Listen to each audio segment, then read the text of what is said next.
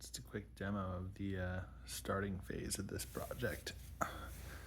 So this is a fireworks control system thing. For a little bit, like maybe a few years, I've been like kind of goofing around with, fireworks shows. Well, shows is kind of a reach of the term. Lighting off fireworks remotely. So these are, I think the brand is like Bill Uscon or something crazy. But these are super cheap. I think like each of the transmitters is like 10 or 15 bucks, and you can get the firing platform there. But the whole gist here is that you have this little firing console box here that you have all the buttons, and pretty much you can press a button to light off one of those cues and therefore light off the fireworks. So you rig a whole bunch of these up, you put the fuses in, and you just sit there and kind of write out a sheet with what you want to do, and you press buttons. It's better than sitting there with a blowtorch and lighting them all off, but it's not a whole lot better because you might not be directly under the fireworks, but you're far away from them, but you can still, you're still kind of your nose is still into that little console there, just trying to figure out what's going on. And you don't know how long things last. You get nervous. You start hitting buttons fast, and it's just kind of, I think, what the initiated call sky vomit. Um, so I set out to kind of make something. The whole intent being like, I'm not about to like do a crazy, 4 billion Q synced to Trans Siberian Orchestra kind of, halftime Super Bowl show vibe. I'm just trying to get something that you can just set up like a few $100 at Cakes and Mortars and stuff too, and have something that, set it up easy and run it and just hit a button and just be able to sit back and watch it. Of course, heavily cooked in with safety and stop mechanisms because, you want to be able to stop it when you've created a brush fire or somebody's dogs run into it, because just things happen when that starts to go. So, kind of going over this is kind of the key part of it. I built this around a Pelican box I had. I actually got like this whole monster of a case for it, but I kind of challenged myself to see if I could fit everything in here, which I'll have some pictures of what this looks like underneath. But it's, some lithium batteries. You got a Raspberry Pi under there, and then under it's kind of a transmit module I built. And then there's a whole bunch of switches and wiring and stuff around here. These are NeoPixels, addressable LEDs, so it gives me a lot of flexibility what I can do here. So turning it on, we got a little battery meter. That thing is full of lies.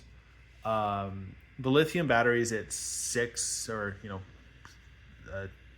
2, I think 3S 2P, so 3 series 2 parallel of 21700 batteries. So the thing lasts good 2 or 3 days. So we had that little startup sweep, again, NeoPixel vibes. This is kind of meant to give you like if you're sitting there nose down in this thing, you can kind of tell at a high level what's going on, but ultimately this thing has a web server and a web app that kind of allows you to get a much more in-depth view of what's going on with the system, in addition to building the show itself. So you can just have this thing set up and connect to it, and you add your inventory of what you have and whatnot, and then you can just build a show out of that on this box and then run it off the same box. Right now it's just got the 433 megahertz transmitter, and what I ended up doing is reverse engineered the protocol behind this, which I have this beast of an SDR box I built a little bit ago. Yeah, I mean, tell you I'm unemployed without telling you I'm unemployed. That I was able to kind of reverse engineer that so I can now kind of fire those cues off of this. Also, I have a chip showing up. I made them. It shows up from China maybe today or tomorrow that can do both 2.4 and 433. And those just use existing like TX chips. So one of them's just a normal Arduino 433. The other's a NRF 24LO1, which is kind of the ubiquitous 2.4 gigahertz transmit one there. But I did all the chips myself, and well, they're made in China. I'm single-handedly undermining the economy. But that'll show up today, and that kind of, I'll wire that in, put another antenna, and that'll kind of give me the ability to do a lot more with like continuity and mesh networking, stuff like that. That stuff's super easy to do once I have my own chips. Right now, it's just kind of one way. It talks to this. It doesn't hear from them because these are just receivers. Anyway, So once it's started up, we can go to its web app, which is this guy. So this has a whole bunch of stuff with like states, and I'll have a separate video that just goes over the web app itself. So I can load a show that I've already made and see it. So this has each of the things on the queues with their duration, and you can kind of like line it up in a timeline format to kind of see what's going on in the show. I have a whole inventory tracker where I can look at, what I have on hand, and you can put in delays. So how long does the cake or whatever last? What is the fuse delay in seconds? What's the lift delay if we're talking about shells? Again, I'll demo this. If you find the LEDs to be too bright, you can adjust your brightness to something that's a little bit more proper. Anyway, a little bit of stuff with what front end we're using. Receivers, so this doesn't mean much. This just shows what's wired to each receiver for a given shell or a given show. But the real kind of meat's right in here. So there's a whole notion of like loading a show into this where it's kind of funny. It's already in the show, but if we're doing like the 2.4 gigahertz chip where the chips themselves, like the receivers might be wired in to like know that, okay, you need to fire a queue at this time, then loading a show would mean sending each receiver's instructions to it, which given that they all have synced clocks, all it needs to do after it's loaded is hit play. So we can load a show by hitting that, and we have to type a passcode for each show that you define to load it. And we will see that it tries to load and it failed. I have whole error messages there, and that says, oh, cannot load a show when the start button is active. So you can't load a show while this thing is pressed down because it's likely that the desired behavior is not that once you load a show, it should fire. So hit stop, and it's a chunky button. And let's try to load it again. Let's see.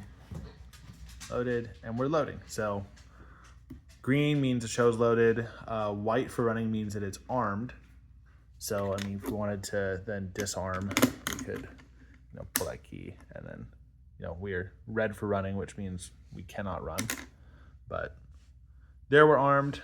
TX lock is like a physical lockout for the transmitter, so it will disconnect that RF front end, so it can't actually send any stuff. So it's just kind of a helpful additional safety to have. The e-stop will shut down power to the entire transmitter, so we're not going to do that. So here, I actually have to unload this to show it.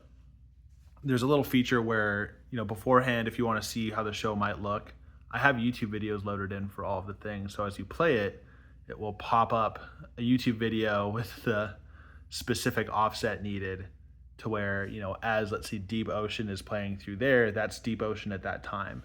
So you can kind of see all of your fireworks in there. Granted, spatially, it's not going to really make sense.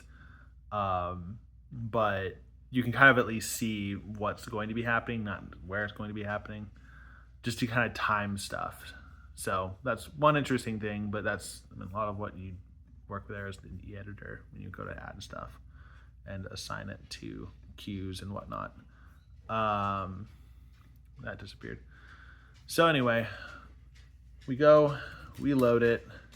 This is going to be in delegated start mode, meaning that right now it's waiting on me to press this button. So the use case here is that, like, if I put this in the field, what are you doing?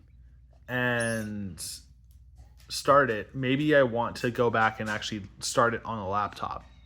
So the delegated start means that it's waiting on me to push the start button. So if I hit start, then we have all of our pre-checks go, and you launch it from here. So right now running is blue, meaning that it's waiting on a delegated start. So then if I hit start, it will then start the show. So we have a time cursor that kind of moves slowly there, and you see we're transmitting, and this thing's beeping, and the show pulsing means it's running.